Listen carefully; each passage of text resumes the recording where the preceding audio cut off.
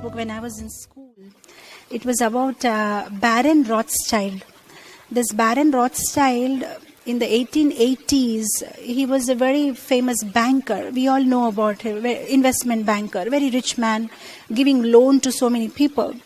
But because he was a rich man, he had a big, nice palatial house. And the whole house was full of his photos on the horseback, in the army dress, hunting some animal, all over, But one fine day when he was seeing all these beautiful pictures of himself on the walls of his palace, he realized, I have picture in almost every dress, cooking, hunting, swimming, but I don't have a picture of myself like a beggar.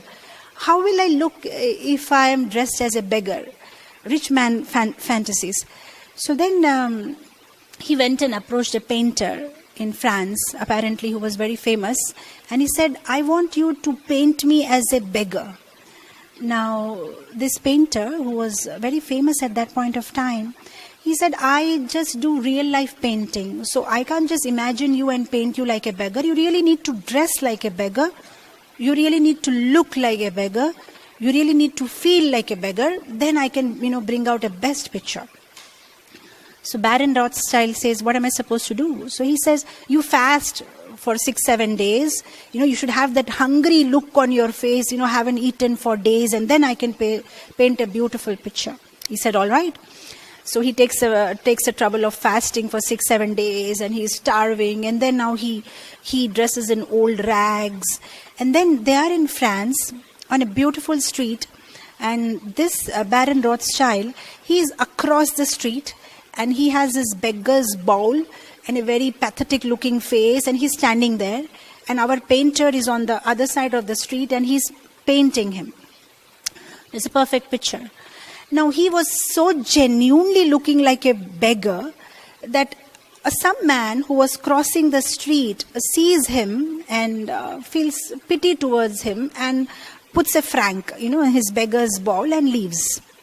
Now, Baron Rothschild is a rich man. He's been giving loans to big countries and, so imagine somebody comes and puts 1 franc in his bowl. So he doesn't move because he's getting, they're painting him. So what he does is ask his assistant, go and check who is this man, who put a franc in my begging bowl. So his assistant goes behind this man and checks where he lives. Now, this guy is an investment banker. So what he does is, he says to his assistant, this is not some alms that he has given me. This is an investment that he has made. So what I'll do is, I will give him with interest back. So after 1 month, Baron Rothschild sends around 10,000 francs to this man. So now his assistant goes with the money and he tells, look here, this is the 10,000 francs for you. And this man asked, but why? So he said, do you remember a month ago you had given a franc to a beggar? He says, I don't remember. I give money to almost so many beggars every time I pass by. That's my nature. I don't remember. So then this assistant of Baron Rothschild tells this man, he said, yeah, you must have given to many beggars, but this particular beggar whom you had given 1 franc last month was a very special beggar, because he was not a beggar, he was a baron, he was a rich man.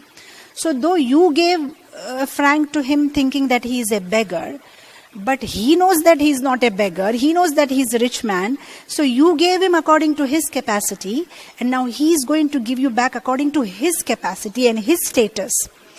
And I thought that was such a beautiful story. If you see in our lives also, when we pay obeisances to our spiritual master or to devotees or any Vaishnav, fine, we pay obeisances according to our capacity. But when the devotee blesses us back or the guru blesses us back, they bless according to their capacity. And their capacity is more than our capacity. Our capacity is very little. But when they bless us back, because maybe we don't know how great they are, but they know how great they are. So they will bless according to their capacity. So I thought that was so beautiful. When we pay obeisances to the devotees, when we offer them service. So the whole takeaway point of this sloka is, somehow or the other way, we should develop attachment to the devotees of Krishna. And not only developing attachment, serve them in some or the other way. Like it says in Bhagavad Gita 4.34, Tadvidhi pranipatena pariprashnena sevaya upadeshyanti te gnanam gnanina tattvadarshana. Only a self-realized soul, a devotee, can lead us to the right path. And so what we need to do, we just offer them service, we be attached to them, some or the other way, and then they will show us the right way. Sab Krishna, Krishna, Krishna lage. Sab Krishna, Krishna, Krishna lage. Sab Krishna, Krishna.